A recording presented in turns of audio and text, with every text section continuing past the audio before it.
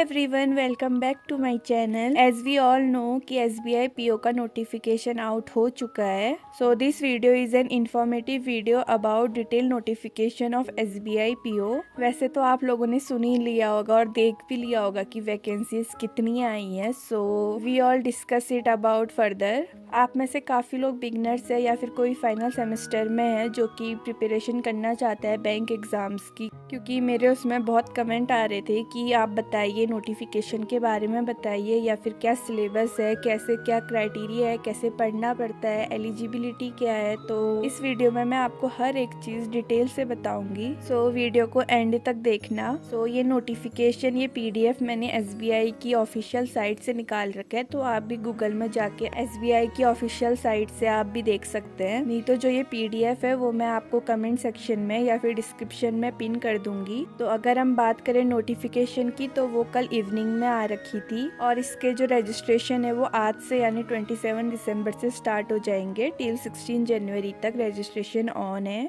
So if you guys are interested तो आप लोग भी ये फॉर्म फिल कर सकते हैं। और फिर ये नीचे इंस्ट्रक्शंस दे रखे हैं कि आपने कैसे फॉर्म भरना है या आपको क्या क्या डॉक्यूमेंट रिक्वायर्ड होंगे, तो ये आप लोग खुद भी जाके पढ़ सकते हैं। और अगर हम बात करें वैकेंसीज़ की, तो ये हर एक एस्पिरेंट को, जो भी बैंक का एस्पिरेंट है, जो भी प्रिपरेशन कर रहा था, या फिर हमारे खुद के टीचर्स जो हमको पढ़ाते हैं, ये हम सब के लिए शॉकिंग न्यूज़ है ये वैकेंसीज़ देखने के बाद। मतलब इस बार तो हद ही हो चुकी है। हर बार एसबीआई अपनी वैकेंसीज जो है वो कम कर रहे थे, लेकिन इस बार एसबीआई क्लर्क के जिस हिसाब से वैकेंसीज आई थी, सबको लगा था कि हाँ पीओ में भी थोड़ी सी इंक्रीज होके आएगी। बट किसी ने ये एक्सपेक्ट नहीं किया था कि मतलब देख लीजिए, टोटल 600 वैकेंसीज आ रखी है ऑल ओवर इंडिया। आप सबकी देख सकते हैं कि एससी की कितनी आई है, एसटीज की कितनी आई है, ओबीसीज या इकोनॉमिक वीकर सेक्शन या जनरल, मतलब सबकी वैकेंसीज इसमें दे रखी है।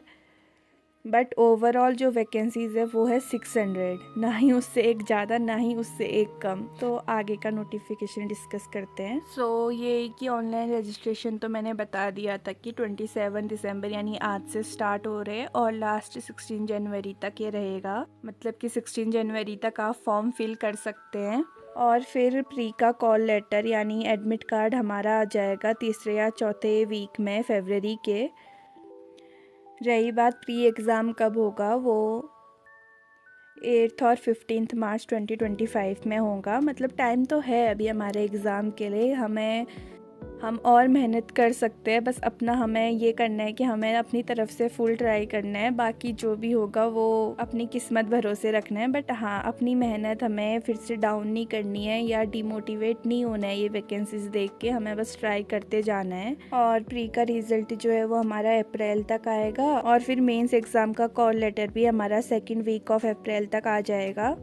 और फिर हमारा इंटरव्यू वगैरह, ग्रुप एक्सरसाइज वगैरह, ये सब मई जून तक हो जाएगा। रिजल्ट भी मई जून तक ही आएगा इसका। और फिर अगर हम बात करें एलिजिबिलिटी क्या है, जो कि बहुत सारे बच्चों को डाउट होता है, तो एज लिमिट इसमें प्रोबेबली क्लर्क के कंपेयर में ज़्यादा होती है। बट 1 अप्रैल 2024 से पहले आप 21 ईयर्स के हो जाने चाहिए। और फिर मतलब अगर हम मोटा मोटा देखें तो आप 1 अप्रैल 2003 से पहले और 2 अप्रैल 1994 के बाद में पैदा होने चाहिए। मतलब इसके बीच में आप पैदा होना चाहिए, तो आपकी एज उसमें मान ली जाएगी। ये सिर्फ जनरल कैटेगरी वालों के लिए है। फिर बाकी आप लोगों का एज रिलैक्सेशन मिल जाता है, ओबीसीज को, एससी एसटीज को, या फिर जो एक्स सर्विस मैन होंगे या बेंचमार्क डिसेबिलिटी वालों को, इन लोगों के लिए एज रिलैक्सेशन हो जाता है। और बाकी ये वाली एज तो सिर्फ जो जनरल कैटेगरी वाले हैं उनके लिए हैं। और फिर अगर हम एकेडमिक क्वालिफिकेशन की बात करें तो आप ग्रेजुएट होने चाहिए किसी भी डिग्री में, भले आप बीएससी करियो, बीए करियो, बीकॉम कियो या बीटेक कुछ भी कराओ, बट आप ग्रेजुएट होने चाहिए। और इस बार बहुत अच्छी चीज़ डाल दी गई है कि आपका जो ग्रेजुएशन का रिजल्ट है, अगर आप फाइनल सेमेस्टर में हैं तो आपका जो ग्रेजुएशन का रिजल्ट है वो 30 अप्रैल 2025 ना कि 2025 से पहले आपका रिजल्ट या उस दिन आपका रिजल्ट अगर तब तक आ गया तो आप हाँ इसके लिए एलिजिबल है।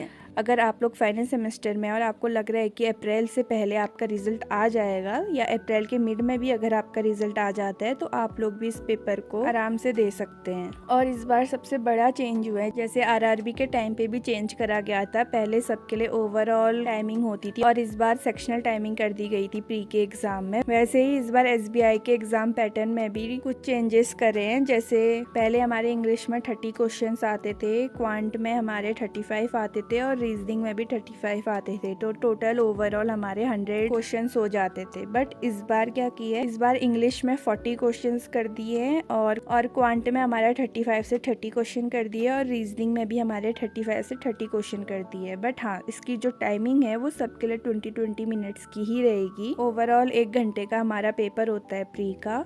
बट जो मेंस में है उसमें हमारा वेटेज इंग्लिश का कम कर दिया गया है। मेंस में हमारे ओवरऑल 40 क्वेश्चन कर दिए गए हैं और वो सिर्फ 20 मार्क्स के होंगे, मतलब एक क्वेश्चन आपका हाफ मार्क्स का होगा, 0.5 मार्क्स का। और मैथ्स में मार्क्स इंक्रीज कर दिए गए हैं। मैथ्स में हर एक क्वेश्चन 2 मार्क्स के होंगे और जनरल अवेयरनेस में तो हर एक क्वेश्चन 1 मार्क्स के होंगे और रीजनिंग और कंप्यूटर में कोई क्वेश्चन 1 मार्क्स का और कोई क्वेश्चन 2 मार्क्स के होंगे। और फिर आता है हमारा डिस्क्रिप्टिव पोर्शन, जिसमें 2 क्वेश्चंस आते हैं और 50 मार्क्स के, जिसके लिए आपको हाफ एन आवर मिलता है। तो टोटल हमारा मेंस एग्ज़ाम हो जाता है 250 मार्क्स का। और हाँ, एक और चीज़ कि प्री में हमारी सेक्शनल कट ऑफ नहीं होती है। एसबीआई पीओ में प्री में हमारी कोई भी सेक्शनल कट ऑफ नहीं होती है, इसमें आपको ओवरऑल कट ऑफ क्लियर करनी पड़ेगी। बट मेंस में हमारी सेक्शनल कट ऑफ भी होती है, सेक्शनल कट ऑफ भी क्लियर करनी पड़ेगी और ओवरऑल भी क्लियर करनी पड़ेगी। और एक और बात याद रखना, प्री हमारा सिर्फ क्वालिफाइंग नेचर है, बाकी जब फाइनल कट ऑफ बनती है तो उसमें मेंस के मार्क्स, साइकोमेट्रिक टेस्ट के मार्क्स और ग्रुप एक्सरसाइज इंटरव्यू इनके मार्क्स ऐड होते हैं। और फिर इसके बाद अगर हम बात करें एप्लीकेशन फ़ी, ये देखिए एप्लीकेशन फ़ी इसमें है हमारी 750। इतनी तो टोटल वैकेंसीज ही नहीं आ रखी है जितनी इसमें फ़ीस कर दी है। एटलीस्ट जितनी फ़ीस थी उतनी तो कम से कम वैकेंसीज दे देते हैं एसबीआई वाले। वैकेंसीज हमारी है 600 और एप्लीकेशन फ़ीस है हमारी 750। पर हम एसबीआई को अब क्या ही कह सकते हैं। बट दिक्कत ये है कि अब एसबीआई को देख के नेक्स्ट ईयर आरआरबी और आईपीपीएस वाले भी वैकेंसीज कम निकालेंगे। ऐसा हर बार की बात है और इस बार भी सेम चीज़ होने वाली है।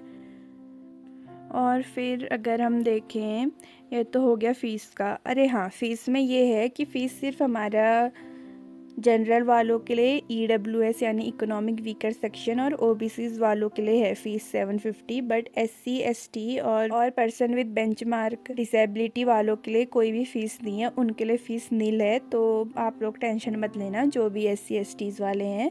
फ़ीस सिर्फ जनरल, ओबीसीज और इकोनॉमिक वीकर सेक्शन वालों के लिए है।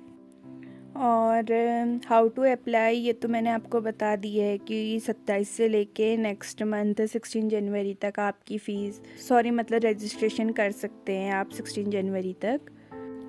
और इसके बाद आप लोगों को बस इसमें इंस्ट्रक्शंस दे रखे कि आपने कैसे कैसे फॉर्म फिल करना है। जैसे इसमें हैंड रिटन डिक्लेरेशन भी इसमें सबमिट करना पड़ता है, फ़ोटो सबमिट करनी पड़ती है, सिग्नेचर करना पड़ता है और लेफ़्ट हैंड के थंब का स्टैम्प भी हमें उसमें सबमिट करना पड़ता है। तो अगर आप लोग ये चीज़ भी अगर डिटेल में जानना चाहेंगे तो मैं जब अपना फॉर्म फिल करूँगी तो मैं आप लोगों को वो भी एक्सप्लेन कर दूँगी कि कैसे कैसे फॉर्म फिल करना है। और फिर बाकी इतना ही होगा, बाकी बस ये नॉर्मल इन्फॉर्मेशन दे रखी होगी। ये है आपके एग्जामिनेशन सेंटर। जब मैं आपको नीचे पीडीएफ प्रोवाइड करूँगी आप वहाँ पे जाके देख सकते हैं कि आपके स्टेट में कहाँ कहाँ सेंटर पड़ते हैं। इसमें सारे स्टेट और यूटीज़ के एग्जामिनेशन सेंटर दे रखे हैं, प्री के लिए भी मेंस के लिए भी। मैं जैसे उत्तराखंड की हूँ तो उत्तराखंड में देहरादून, हल्द्वानी और रुड़की प्री एग्जामिनेशन के लिए ये तीनों सेंटर रहते हैं और मेंस के लिए सिर्फ देहरादून रहता है।